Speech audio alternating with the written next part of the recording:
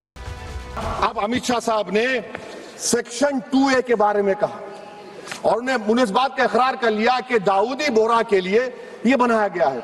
मगर मैं आपके जरिए से गवर्नमेंट से पूछना चाह रहा हूं, आपने तो उस प्रोवाइजो में दाऊदी बोरा का नाम ही नहीं लिखा, आपने उनको भी थैंक यू कर दिया, उनका नाम क्यों नहीं लिखा आपने? और सर, और गवर्नमेंट क्या कर रही है? आप मुस्लिम समाज में जो बेकार किस्म के लोग हैं उनको एक रास्ता बना रहे हैं, एग्जिट दिखा रहे हैं कि तुम्हें वक्त से बचना है तो तुम्हें ट्रस्ट बना लो। ये क्या कर रहे हैं सर आप? सर, आप क्लास 3-9 पर आ जाइए, 5 साल के लिए मुसलमान। मैं किरण रिजिजू से पूछना चाहता हूं, सर दाढ़ी रखे तो मुसलमान प्रैक्टिसिंग है या क्लीन शेव आपकी तरह है? तो बताइए हमको, प्रैक्टिसिंग क्या होगा? अच्छा, किसी को पकड़ के मॉब लिंच कर दिया और बोले कि JSR का नारा लगाया, और वो JSR का नारा लगाया तो क्या मुसलमान रहेगा? नहीं रहेगा। या फिर देश के प्रधानमंत्री ने कहा था कपड़े देखकर पहचानो, तो क्या कपड़े देखकर आप कह देंगे? अच्छा, अगर कोई क्रिश्चियन हिंदू धर्म कबूल करता है तो क्या वो मंदिर को नहीं दे सकता प्रॉपर्टी? फिर भारत के संविधान में आर्टिकल 300 क्यों है सर?